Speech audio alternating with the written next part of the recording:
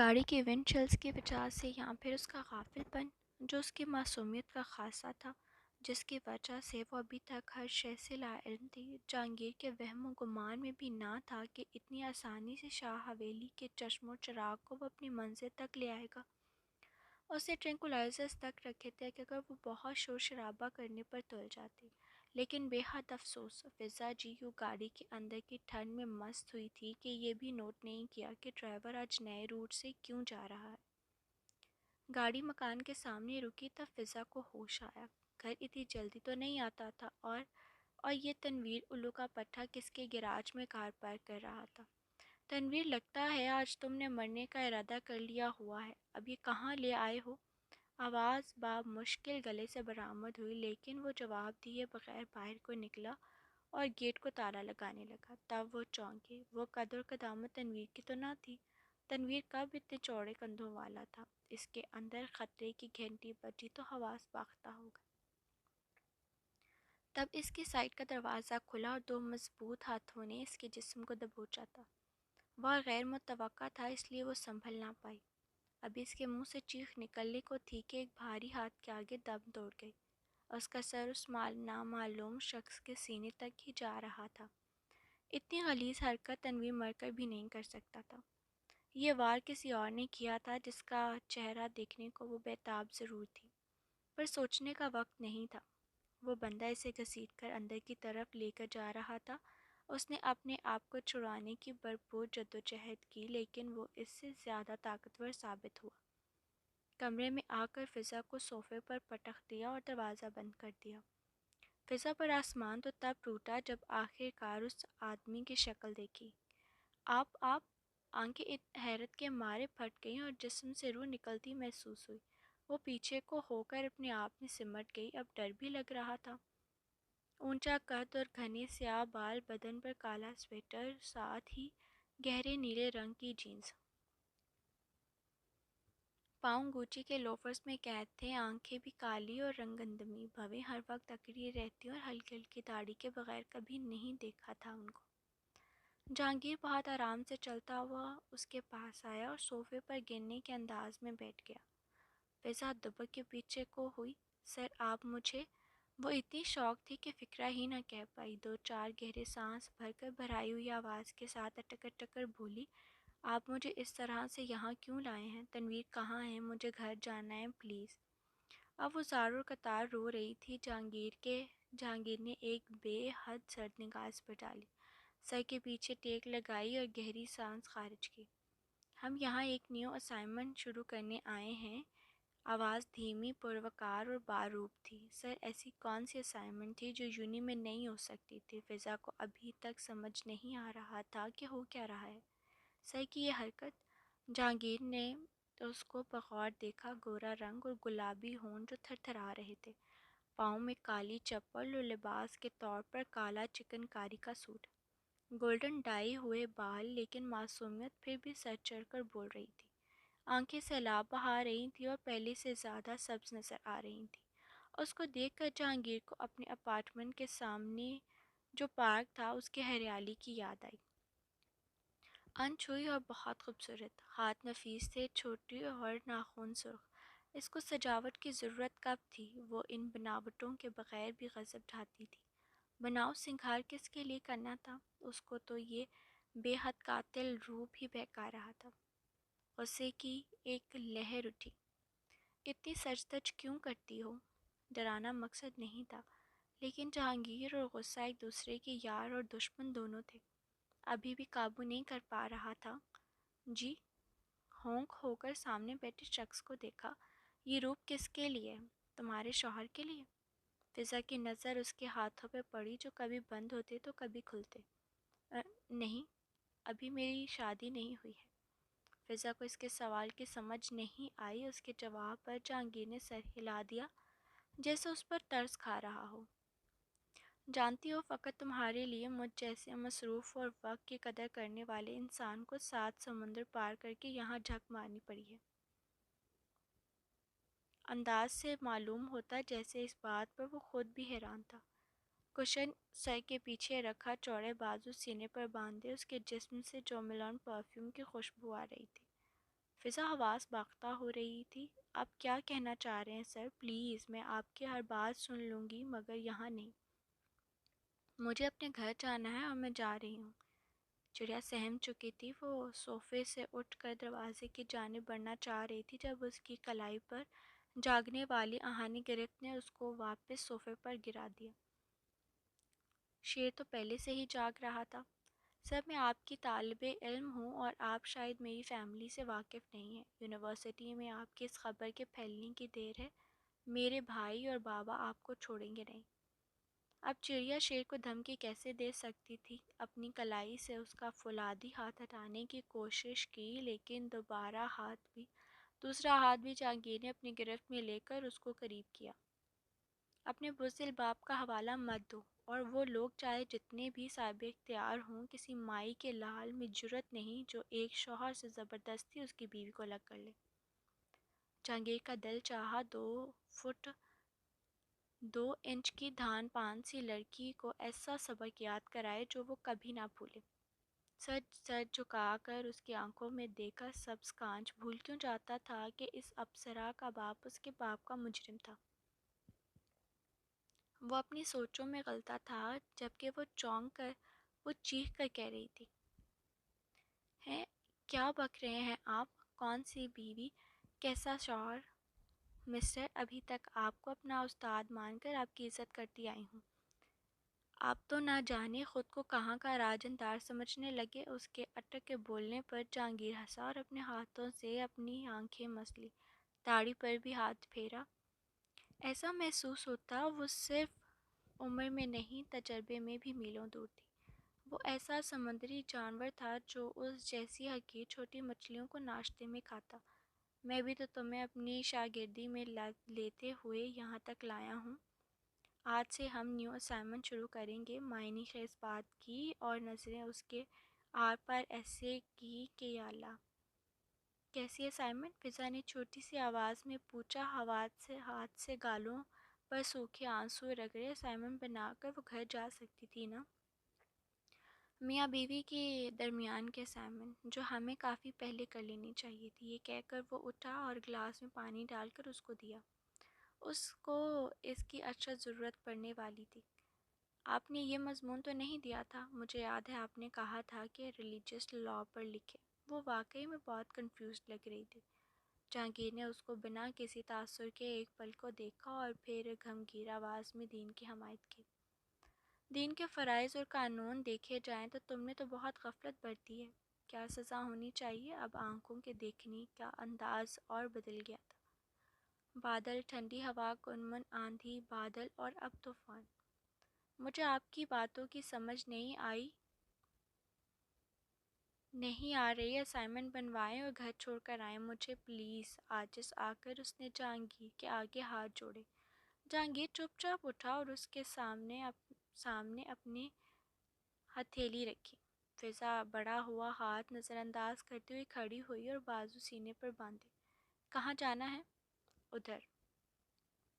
آنکھوں سے بیڈ کی طرف اشارہ کیا گیا۔ اس کی آنکھیں پھیلی اور پھر قدم لڑکھڑائے۔ نہیں، یہاں ٹھیک ہے۔ وہ دوبارہ نیچے بیٹھ گئی۔ میں نے تم سے پوچھا کہ کیا ٹھیک ہے اور کیا غلط؟ جو کہا ہے وہ کرو۔ آنکھیں نکال کر اسے گھورا۔ سر پلیز، آپ ایسا کیوں کر رہے ہیں؟ کیونکہ میری برداشت ختم ہو رہی ہے۔ مجھے اپنے اندر ایک جانور ٹہلتا محسوس ہو رہا ہے جس کا پنجرہ ٹوٹ چکا ہے۔ بات وہ واقعی ایسے کر رہا تھا جیسے وہ بے قابو ہو رہا ہو۔ اس کی معنی خیز باتیں فضا کے سر سے گزر رہی تھیں لیکن اس کو شک پڑ رہا تھا کہ وہ دونوں مختلف، بہت الگ الگ چیزوں کے بارے میں بات کر رہے ہیں۔ پانی کے 2 گھونٹ بھرے۔ کیا مطلب؟ ڈرتے ڈرتے پوچھا، لیکن اس کے نازیبا اور غلیظ جواب نے تن بدن میں آگ لگا دی۔ اس کا دل کیا زمین پھٹے اور وہ اس میں سما جائے۔ بند کریں یہ بکواس۔ آپ کی شروع سے مجھ پر گندی نظر تھی اور اپنی ہوس کو مٹانے کے لیے مجھے یہ من گھڑت کہانیاں سنا رہے ہیں۔ فضا نے پانی کا گلاس فرش پر پھینکا جہاں وہ کرچیوں میں پھیل گیا۔ جہانگیر کی آنکھوں سے انگارے نکل رہے تھے لیکن وہ کچھ نہ بولا۔ بکھرنا تو اس کانچ کی طرح فضا کو بھی تھا۔ سر مجھے گھر جانا ہے پلیز، میرے بابا پریشان ہوں گے۔ وہ بچوں کی طرح سسکی ہونٹوں کا سکڑنا اور پھر پھیلنا۔ وہ بدستور اسے دیکھے گیا۔ جہانگیر حقیقت میں اپنی قوت برداشت کھو رہا تھا۔ خشک آواز اور تیز تیز دھڑکتا دل۔ وہ پریشان ہو رہی تھی۔ کوئی جواب نہیں ملا۔ جہانگیر اس کے بے حد قریب بیٹھ کر اس کے چہرے کے ہر نقوش کو غور سے دیکھنے لگا۔ ناک کی چمکتی لونگ ساری توجہ اپنی طرف کھینچتی جا رہی تھی۔ اب ایسے مت دیکھیں سر، مجھے آپ کی نظروں سے گھن آ رہی ہے۔ رخ پھیر لیا، گال دہک رہے تھے۔ جس عورت کو اپنے مرد کی نظروں سے گھن آئے اس کو کیا کہتے ہیں پتہ ہے؟ آنکھیں اس کی آنکھوں میں پیوست کیے وہ اور نروس ہو گئی۔ ادھر ادھر دیکھنے کے سوا اور کوئی چارہ نہیں تھا۔ آپ کیا کہے جا رہے ہیں؟ میں نے آپ کو ان چند ماہ سے پہلے کبھی دیکھا تک نہیں تھا۔ آپ مجھ سے کیسے اس قسم کی بیہودہ گفتگو کر سکتے ہیں؟ آخر اکتا کر اس کی آواز اونچی ہو گئی۔ جہانگیر کے چہرے پر موجود سنجیدگی نمایاں ہوئی تھی۔ بڑی معصوم ہو، ابھی تو بیہودگی کی شروعات بھی نہیں ہوئی، اور ویسے بھی میاں بیوی کے درمیان بیہودگی کیسے آتی ہے؟ اس کی مسکراہٹ کے پیچھے ہزار کہانیاں تھیں۔ فضا کو ایک کا بھی علم نہ تھا۔ پہنی ہوئی سویٹر ایک ہی دفعہ میں اتار کر پھینکی اور گھڑی کا کلپ کھول کر ٹیبل پر اچھال دی۔ کوئی ہے؟ somebody help me please۔ ہراساں ہو کر بھی ساختہ اپنا بچاؤ کرنا چاہا۔ وہ پوری حلق سے چلا رہی تھی۔ یس بیبی، اور زور سے چلاؤ مگر جان لو یہاں تمہاری مدد کو اگر کوئی آیا بھی تو مدد کا جذبہ دل میں لیے ہی واپس لوٹ جائے گا۔ ہاں البتہ اگر تمہارا باپ خود یہاں آتا ہے تب صورتحال کافی دلچسپ ہوگی۔ مجھے تو اب اس کی شکل بھی یاد نہیں ہے۔ کہنے کو وہ میرے سسر جی ہیں۔ اب اس کے ہاتھ شرٹ کے بٹن کھولنے میں مصروف تھے۔ نہ چاہتے ہوئے بھی اس کی نظریں اس کے سینے کے بالوں پر پڑی۔ فضا اور پیچھے ہوئی۔ میرے بابا تمہارے سسر نہیں ہیں، مانو جیسے کوئی ضدی بچہ صحیح کو غلط کر رہا ہو۔ اپنے باپ کی طرح تم بھی انکار کر لو، حقیقت تو نہیں بدل سکتی، اور جب تم نے اس ایگریمنٹ پر سائن کیے تھے تب تمہیں اندازہ نہیں تھا کہ کس کو اپنا سیاہ اور سفید کا مالک بنا رہی ہو، مگر آج اتنی حرف شناسا ہو چکی ہو کہ اپنے لکھے کو پڑھ سکو، اور اپنے باپ کے سگنیچر تو پہچانتی ہی ہوگی۔ یہ پڑھو تاکہ تمہاری غفلت کا پردہ چاک ہو، اور مجھ سے جتنی تمیز سے بات کرو گی اتنی ہی فائدے میں رہو گی۔ اس کے الفاظ میں جھلکتا غرور، اور پھر حکم ایسے دیا جیسے وہ اس کی ادنی سی کنیز ہو۔ جہانگیر نے اتنا کہتے ہوئے جیب میں فولڈ کیا ہوا نکاح نامہ اس کی گود میں ڈالا، جو ہرنی جیسی آنکھوں کو پوری طرح کھولے نہ سمجھی سے کبھی اس کو اور کبھی اپنی گود میں پڑے کاغذ کو دیکھتی جو دو تہوں میں بند تھا۔ میری شکل مت دیکھو، جو کہا ہے وہ کرو، کھول کر پڑھو یہ کیا لکھا ہے۔ کیا ہے؟ اشارہ کاغذ کی طرف تھا۔ فضا نے کانپتے ہاتھوں سے کاغذ تھاما، کھول کر نظریں دوڑائیں۔ فارم میں دولہے کے خانے میں اپنا نام اور دلہن کے والد کے خانے میں اپنے باپ کا نام دیکھ کر فضا کو اپنے پیروں سے زمین نکلتی محسوس ہوئی۔ اس نے پھٹی ہوئی سوالیہ نظروں سے جہانگیر کو دیکھا۔ اٹ از امپاسبل، یہ سب فیک ہے، میں اس کو نہیں مانتی۔ چہرے پر خوف اور وحشت کا سایہ لہرایا۔ نہ مانو، پہلے نکاح نامے کی ڈیٹ دیکھو اور گواہاں کے نام پڑھنے کے علاوہ اس شخص کا نام پڑھو جس کو تمہارے ولیوں کی مرضی سے تمہارا شوہر بنایا گیا تھا۔ اب اس کے جوتے بھی اتر چکے تھے۔ فضا کے چھوٹے پتلے لمبے ناخنوں والے پاؤں، اس کے اوپر لال رنگ کی نیل پالش لگی ہوئی تھی۔ اس کے بڑے بڑے پاؤں صاف ستھرے پیروں سے تھوڑے سے فاصلے پر تھے، اور بالکل برعکس، جہاں وہ نازک تھی تو وہ سخت تھا۔ فضا نے فقط ایک اور نظر نکاح نامے پر ڈالی اور بھرائی ہوئی ساکت نظروں سے جہانگیر کو دیکھا جو اس کے پہلو میں پڑے ریلیکس انداز میں براجمان تھا۔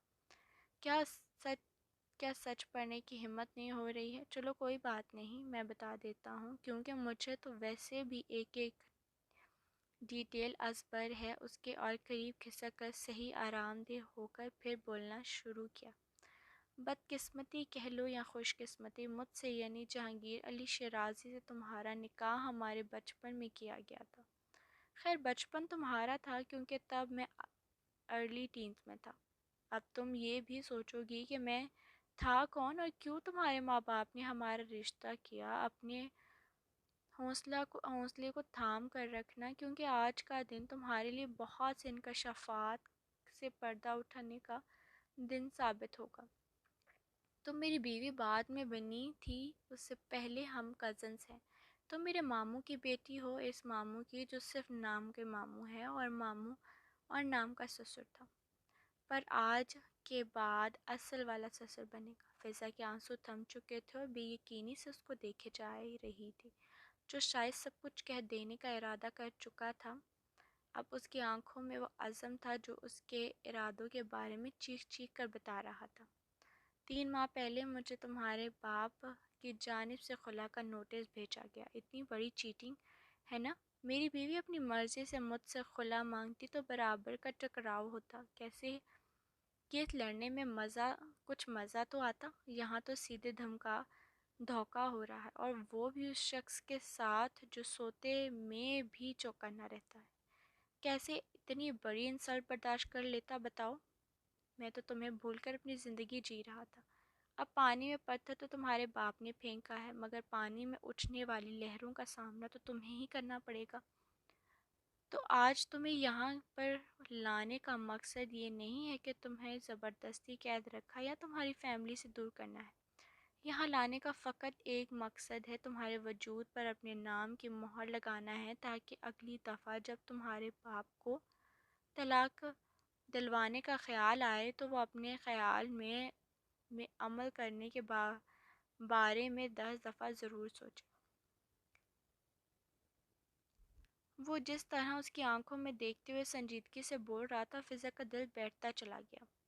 اس شخص کی آنکھوں میں درج تھا کہ وہ جو کہہ رہا ہے ویسا ہی کرے گا۔ آنسو لڑکی کی صورت میں ٹوٹ ٹوٹ کر گرنے لگے، اس کے لبوں سے سسکی نکلی۔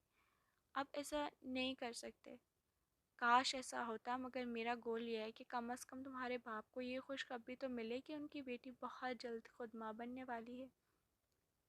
سوچو ذرا کیا سما ہوگا۔ منہ پر ایک سرشاری تھی فتح کی، جو جہانگیر شیرازی اپنی قسمت میں لکھوا کر لایا تھا۔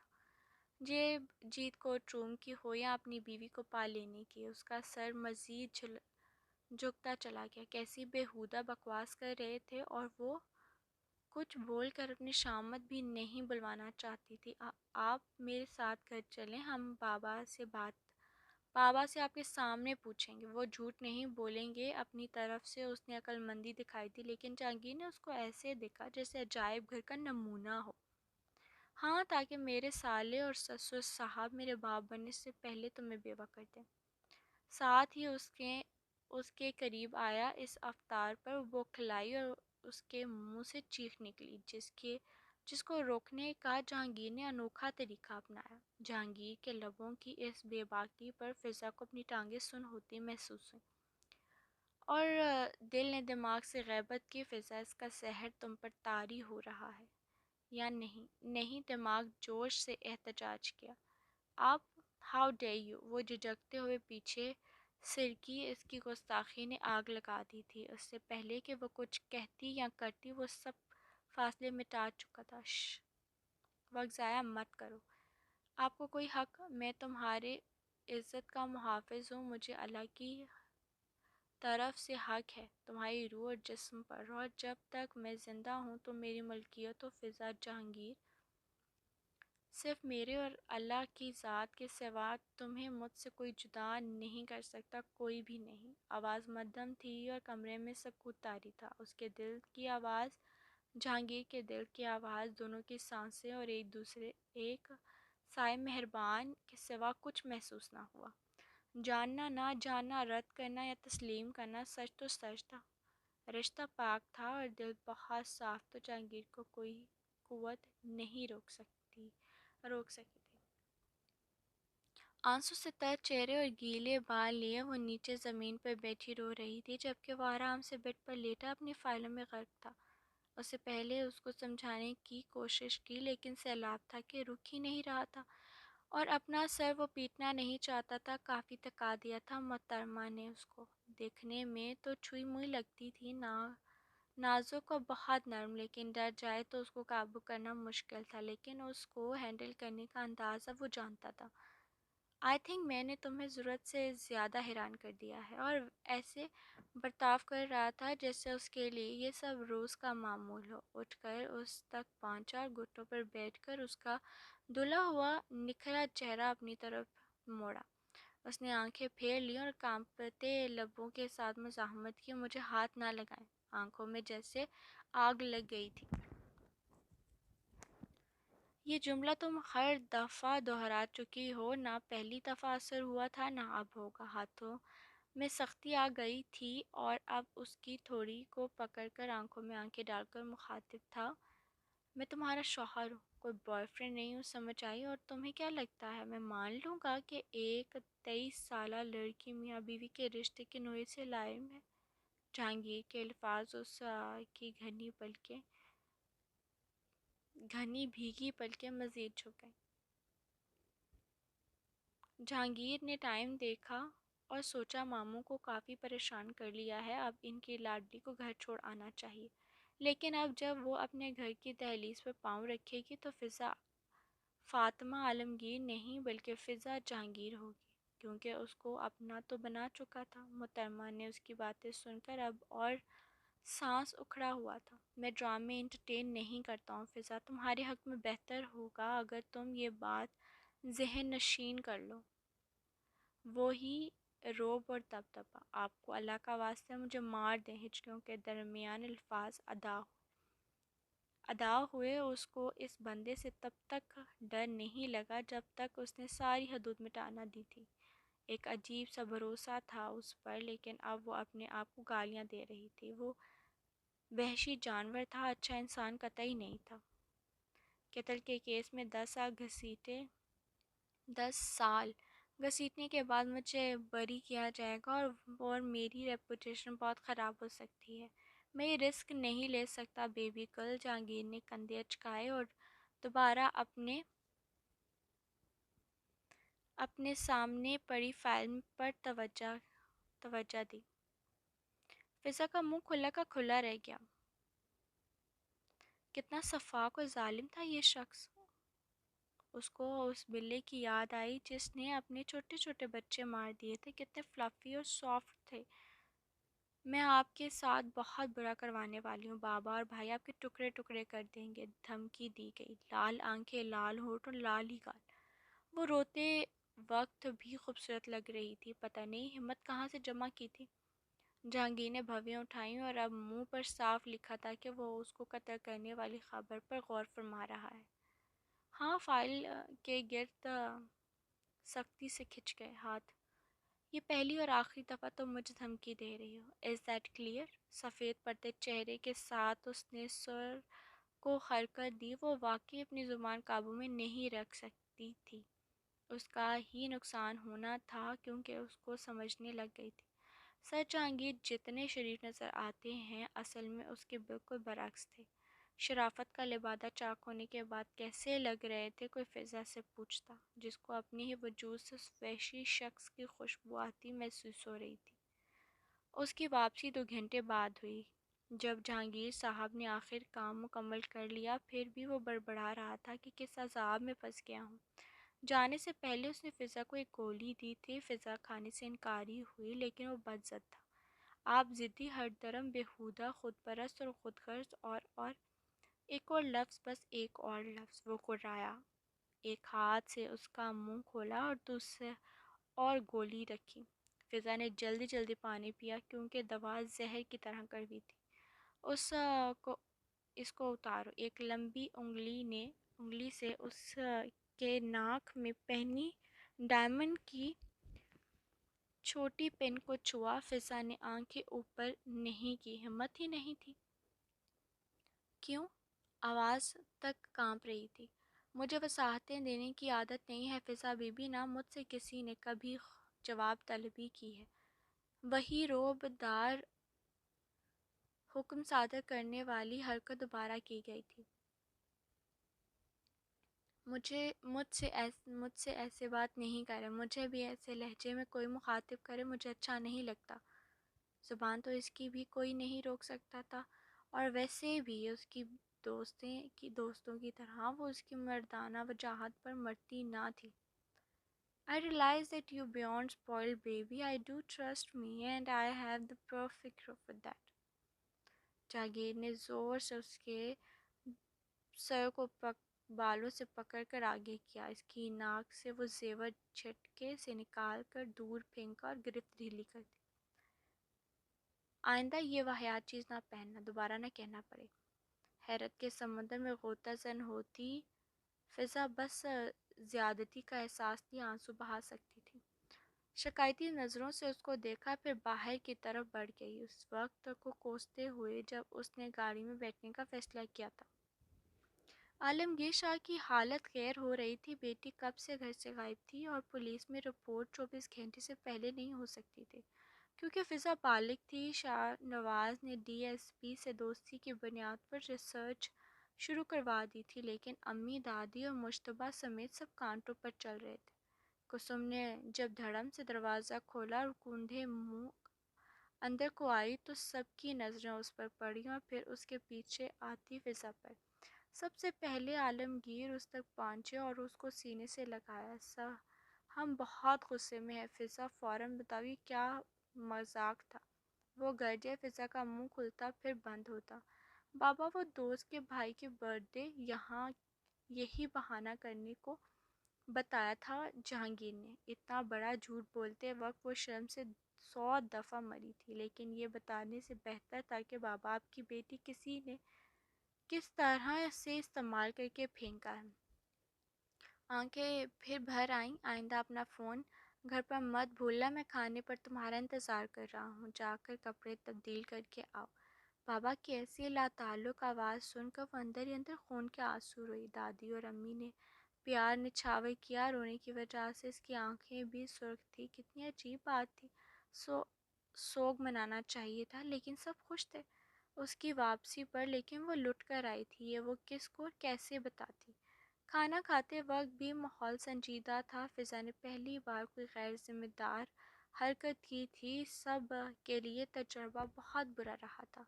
جب تنویر نے آ کر بتایا کہ فضا یونیورسٹی میں موجود نہیں ہے، عالمگیر کو اپنی کمر ٹوٹتی محسوس ہوئی۔ ابھی تک اسی احساس کے زیر اثر تھا۔ فضا، آپ کے بعد یہ واقعہ دوبارہ نہیں دہرایا نہیں جانا چاہیے، آپ کو سمجھ آ رہی ہے؟ عالمگیر صاحب نے فضا کو بہت معنی خیز نظروں سے دیکھا۔ جی بابا۔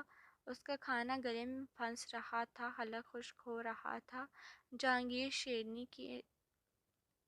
شیرازی کی لگائی ہوئی آگ بظاہر بجھ گئی تھی، مگر اندر ہی اندر سب کچھ راکھ ہو چکا تھا۔ رات کافی ہو چکی تھی اور وہ دادو کی گود میں سر رکھے بیٹھی تھی۔ دادو اس کے بال سہلا رہی